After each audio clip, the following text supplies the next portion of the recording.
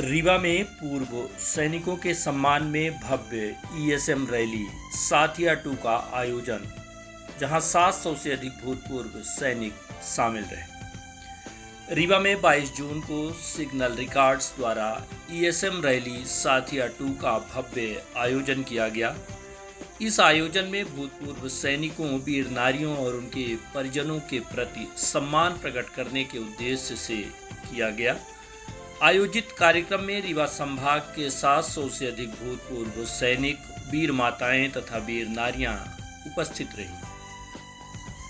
Rally के मुख्य अतिथि lieutenant general Padam Singh Shekhawat, PBSM, BSM, SM general officer commanding Madhya Bharat area उपस्थित रहे। इनके अतिरिक्त विशिष्ट अतिथि के तौर पर brigadier T Suresh, officer in charge signals records, colonel Surendra Kumar Nigam, commissioner Saurabh Sanjay Sonbade, अपर कलेक्टर श्रीमती सपना त्रिपाठी, एएसपी रीवा श्रीमती आरती सिंह, पूर्व जिला शिक्षा अधिकारी आर.एन. पटेल एवं पूर्व मुख्य चिकित्सा एवं स्वास्थ्य अधिकारी डॉक्टर आर.एस. पांडे शामिल रहे।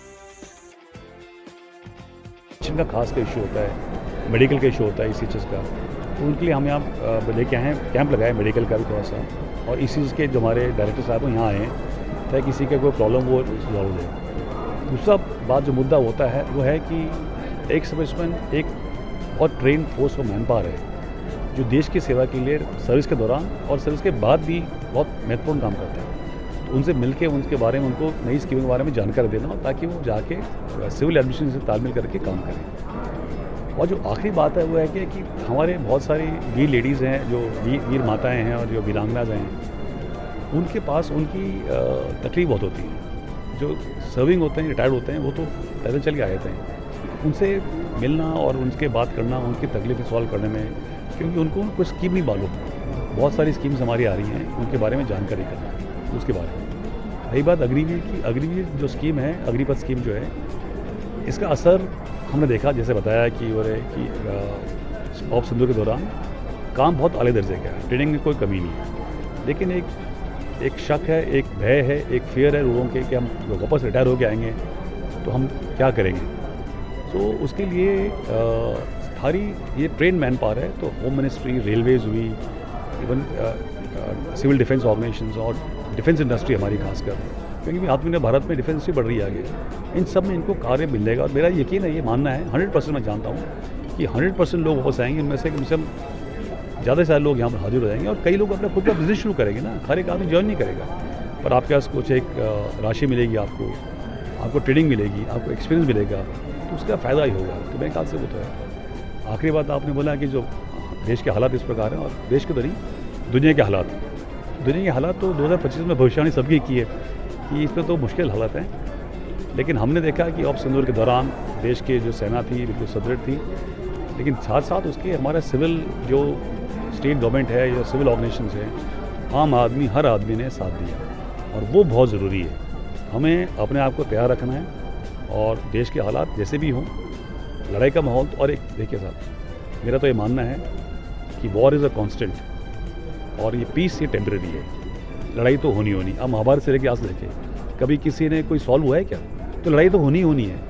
अब मेरे को आप लड़ाई के लिए बदनाम और नहीं बोलिए, लेकिन हमको लड़ाई के लिए तैयार रहना ज़रूरी है। तो war is a constant but peace is temporary, तो वो कांस्टेंट का काम है, हम तो उसकी तैयारी करते हैं। सो इसमें क्या है कि ये एक पूरा एक होल नेशन अप्रोच होता है, सारे देश को हमारे साथ मिलना है, एक सर्विसमैन नहीं, बट आप जैसे जो हैं, आप लोगों से रिक्वेस्ट है कि फॉल्स मीडिया जो होता है ना, ये उसको आप नहीं प्रमोट करें और सही खबर हासिल दें।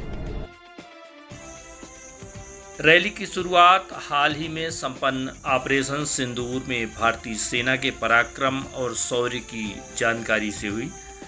तत्पश्चात पूर्व सैनिकों की 340 से अधिक समस्याओं का मौके पर ही समाधान किया गया, जिसमें विभिन्न सरकारी कार्यालयों और अभिलेख विभागों में सक्रिय भूमिका निभाई।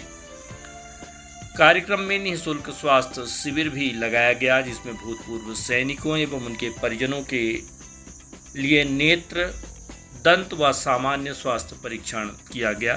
साथ ही अग्निवीर योजना की जानकारी दी गई और युवाओं को सेना में भर्ती होने के लिए प्रेरित किया गया। रैली में दिवंगत सैनिकों के परिजनों को व्हील चेयर भेंट की गई। वहीं वीर माताओं एवं वीर वीरांगनाओं का सम्मान कर राष्ट्र के प्रति उनके योगदान को सराहा गया। बड़ा खुश हूँ, हमारे जो जनरल शेखावत साहब थे उन्होंने पूर्व सैनिकों के लिए इतने यहाँ पे मेडिकल चेकअप लगा रखे थे। CDA इलाहाबाद आया हुआ था जिनकी पेंशन के यहाँ हज़ारों लोगों का काम हुआ आज, और जितने लोग यहाँ ऑडिटोरियम थे इससे ज़्यादा लोग काम करा करके गए हैं। और मैंने जनरल साहब से अर्ज़ करी थी कि ऐसे प्रोग्राम आप आगे भी चलाते रहिए जिनसे कि पूर्व सैनिकों को जो दूर दराज के गाँव में रहते हैं उनके वहीं पे जा कर के आप प्रोग्राम करिए, आपकी टीम को वहाँ भेजिए जिससे कि उन लोगों का फ़ायदा होगा। मैंने अभी एक स्पीच में बोला था 71 के लड़ाई में जो शहीद हुआ था उसकी पत्नी को 4200 पेंशन मिल रही थी और अब उसको 82,000 रुपये पेंशन मिल रही है और उसको एरियल दिलवाए इन्होंने। तो एक बड़ी खुशी की बात है कि लोगों को जो नहीं पहुंच रहा है। आज का कार्यक्रम ये था कि सेना, सैनिक और वीरांगना के द्वार, ये बहुत बड़ी बात है।